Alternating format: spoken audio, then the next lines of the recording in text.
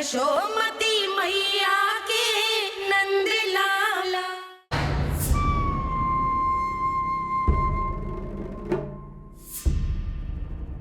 हम ऐसे भूखे प्यासे कब तक रह पाएंगे? कंठ सूख रहा है, जठराग्नि मेरे उदर को जला रही है।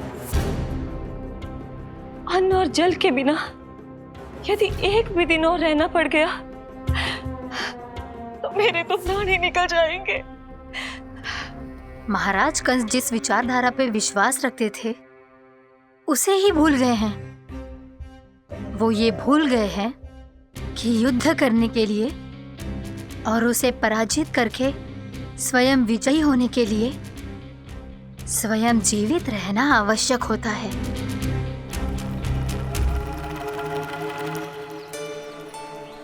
प्रभु ने जो दृश्य मुझे दिखाए, किस बात का संकेत थे वो? क्या मुझे यहाँ आने के लिए प्रेरित करना ही उनकी योजना थी? बहुत सोच विचार के भी ना समझ में आ रहा है। कंस ने, उस व्यापारी ने हमारे साथ जो षड्यंत्र रचो है ना, वो आते कैसे बचेंगे? पर घर में सब स्त्रियां चिंतित हैं।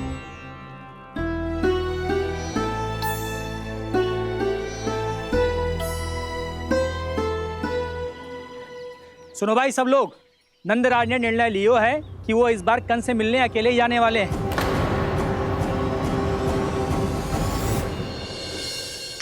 पहले ही वो गांव वालों से सारा दूध दही माखन हड़प चुको है। अब आप और मटकियां क्यों ले जा रहे हो उस दुष्ट के लिए? यशोदा, वो दुष्ट है, अत्याचारी, पर है तो हमारे महाराज ही ना। वैसे खाली हाथ थोड़ी ना जा सकते हो। तुम अपना ध्यान रखना। सुनो जी, मुझे पता है कि मुझे श्री नारायण पे विश्वास रखना चाहिए, बल्कि मैं भी तो यही समझा रही थी इन गोपियों को। पर पता ना क्यों मुझे लग रहा है इसके पीछे उसका कुछ बहुत बड़ा षड्यंत्र है। ना तो आपको अकेले क्यों बुलाता वो? मैं जानता हूं यशोदा, उसने मुझे क्यों बुलाया, पर मैं तुम्हें ना बता सकता। मैं ना चाहता हूं कि तुम चिंता करो।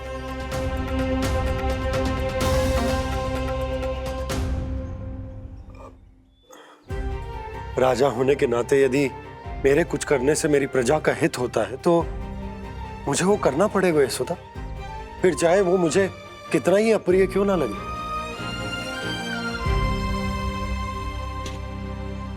हे नारायण, मेरी दुविधा दूर करो। कुछ ऐसा करो कि इन्हें जाना ही ना पड़े उस दुष्ट के सामने।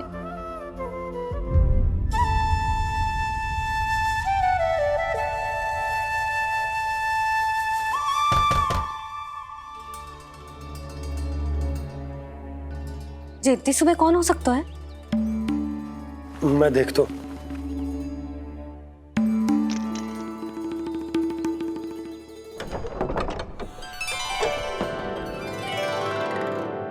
पूर्णा मासी, आप?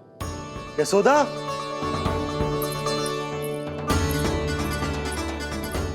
पूर्णा मौसी, इतने दिनों बाद? क्या होगा मौसी? सब कुछ कुशल तो है? मैं तो बस इतना जानती हूँ नंदराज, ये लोग आपसे मिलना चाहते थे।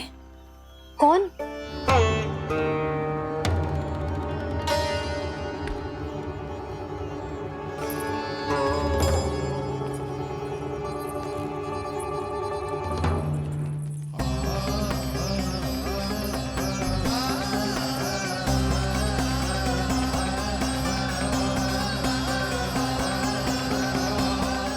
इतनी सुबह आप सब यहाँ? क्या होगा?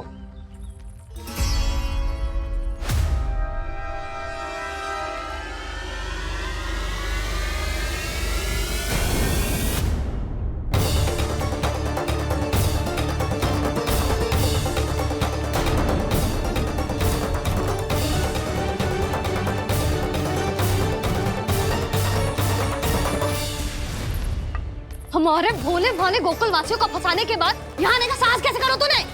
यशोदा, पूछो जी, पूछो इससे ये क्या करो यहाँ?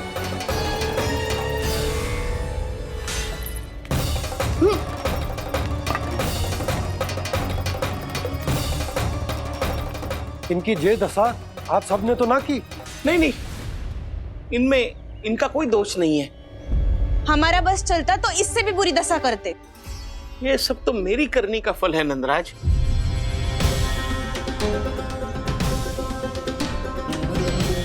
इसे इसके किए का दंड मिल गया है।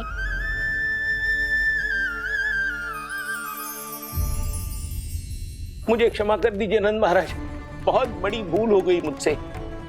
मैंने इन सब गांव वालों को फंसाने का षड्यंत्र महाराज कंस के कहने पे किया था। वही मेरी भूल थी, मुझे क्षमा कर दीजिए महाराज। बहुत शीघ्र बुद्धि आ गई तुम्हें। मैंने आप सबको लोभ के जाल में फंसाने का प्रयास किया। सच तो ये कि मैं स्वयं लोभ में ग्रस्त था। सब कुछ अधिक से अधिक धन के लिए किया था मैंने। सब कुछ खो दिया। मेरा भोजन सड़ गया, मेरी मिठाई में कीड़े मकोड़े पड़ गए, मेरे स्वर्ण आभूषण मोती सब कंकड़ पत्थर बन गए। अवश्य इसका कोई नया छल है जे। नहीं नहीं नहीं नहीं, मेरा कोई छल नहीं है, मैं सत्य बोल रहा हूं। मैंने कही थी ना, श्री नारायण हमारी सहायता अवश्य करेंगे। दुष्ट और अत्याचारी का दूत बन के आया था ना, ये तो होना ही था। स्वयं श्री नारायण ने न्याय करो है हमारे साथ।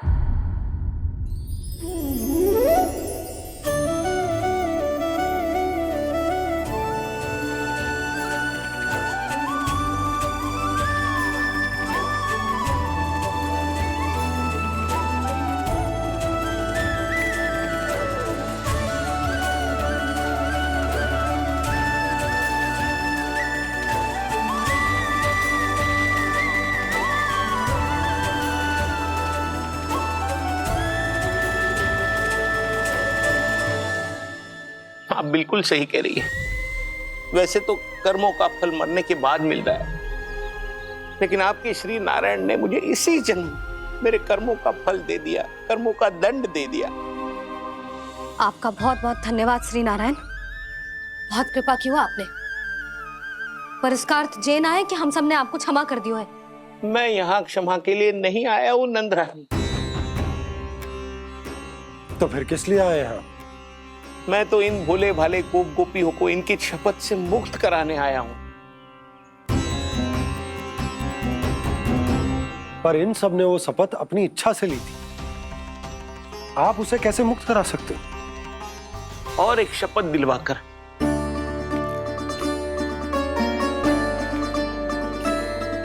आप लोगों ने भगवान श्री नारायण को साक्षी मानकर यह शपथ ली थी कि आपका सारा दही, दूध, घी, माखन आप केवल मुझे और मुझे ही देंगे। आज उसी भगवान श्री नारायण को साक्षी मानकर मैं आपको शपथ दिलवाता हूं कि आपका सारा दही, दूध, घी, माखन उसमें से एक कण भी आप मुझे नहीं देंगे। प्रतीक्षा क्या कर रहे हो आप सब? शपथ लो। हाँ हाँ,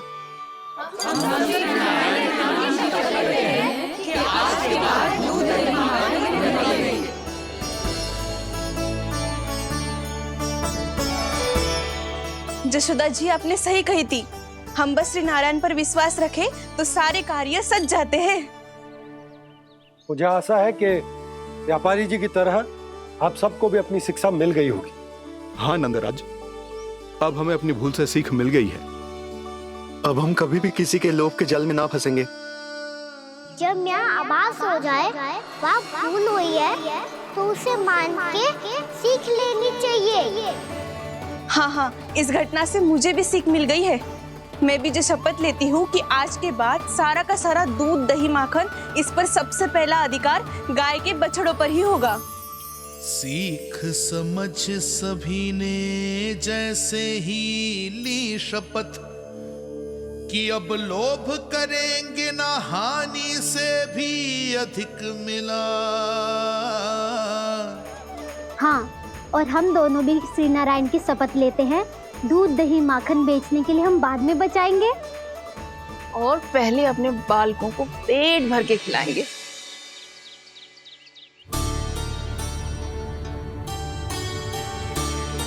मैया, दादी, शीघ्र चलो।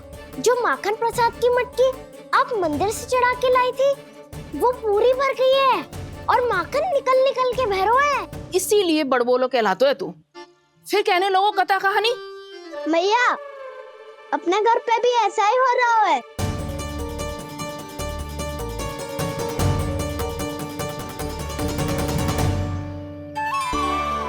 यशोदा, वो देख तुम्हारी माखन की मटकियां।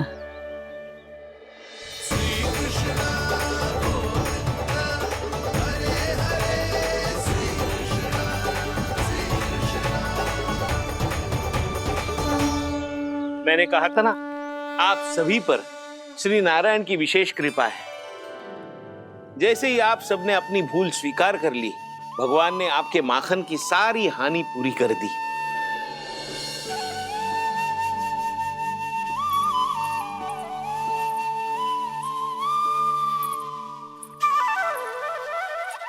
यशोमती मैया के नंद लाला, यशोमती मैया के नंद लाला, यशोमती मैया के नंद लाला, यशोमती मैया के नंद लाला। मैया चलो ना।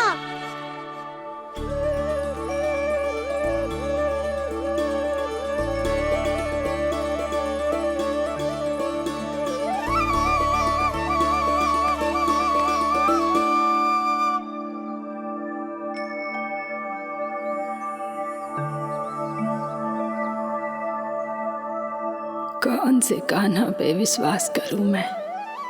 उस सियाने पे जो कुछ ही समय पहले अपनी लीला दिखा रहा था, या उस निर्दोष पे जो आसपास की हर घटना से अनभिज्ञ बैठो है।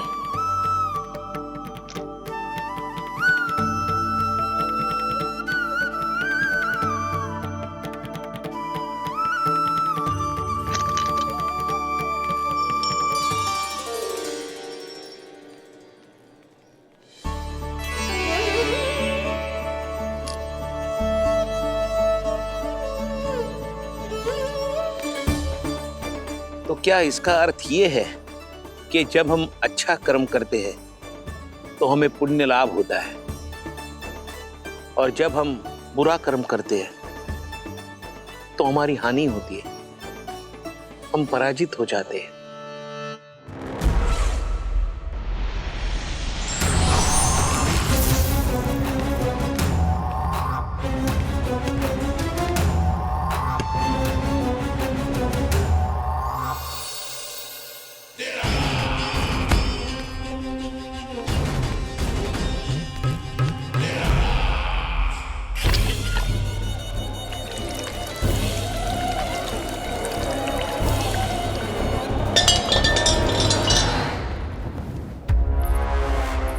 अस्ति प्राप्ति।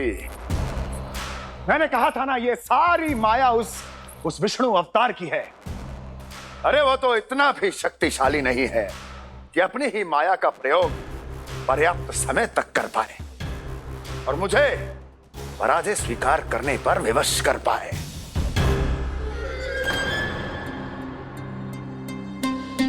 किंतु तुम्हारे मुख की भावभंगिमा तो कुछ और ही कथा कह रही है। क्यों? सत्य कहा ना मैंने।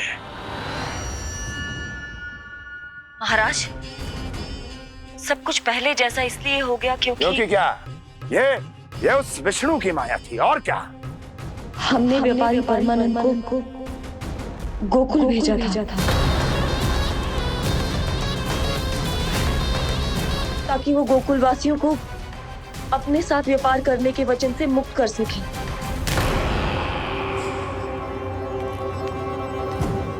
मेरी आज्ञा लिए बिना, मुझे बिना बताए मेरे लिए हुए निर्णय को पलटने का साहस भी कैसे कर लिया तुमने? हमने की ही विचारधारा का अनुसरण किया है महाराज।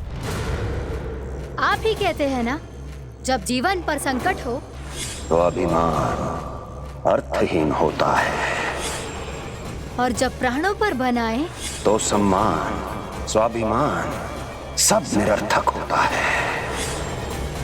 भूख और प्यास से आप तो दुर्बल हो ही जाते महाराज, पर आपकी सेना और सेवक अपने प्राण बचाने के लिए आपसे दूर हो जाते।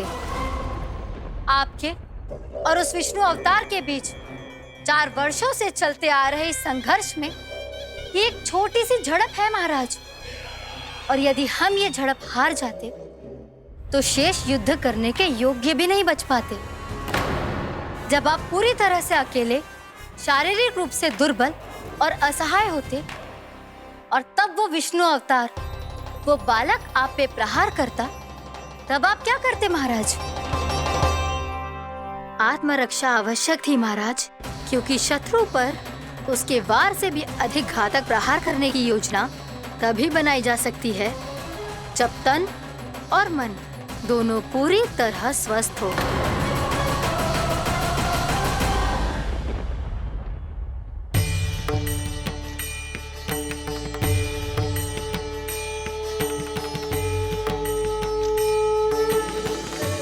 सच्ची बताओ, ये सब आप ही ने क्यों है ना? आप बहुत दूर से आई हो ना, भूख लगी होगी, मैं माखन लाऊं?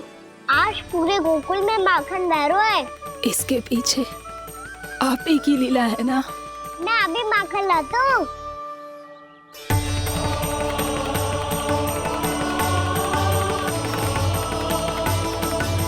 ये लीजिए। बताओ ना, पूरे गांव में प्रसन्नता की बयार बह रही है। हर ग्रामवासी के मुख पर हर्ष और उल्लास दमक रहा है। ये सब आप ही का चमत्कार है ना?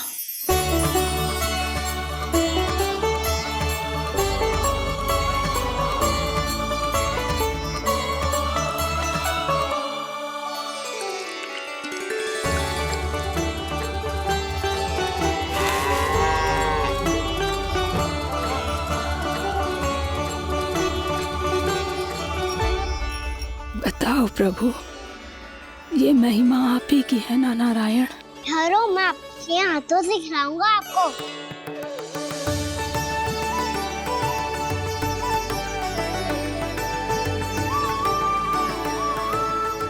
बताओ ना प्रभु, आप लालन करवाने आए हो या सबका पालन करने आए हो? बोलो ना प्रभु, बताओ ना।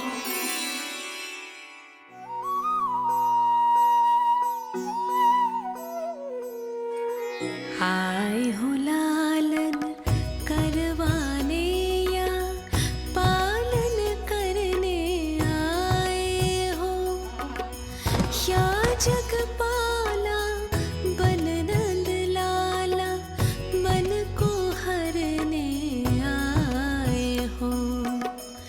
आए हो लालन करवाने या पालन करने आए हो।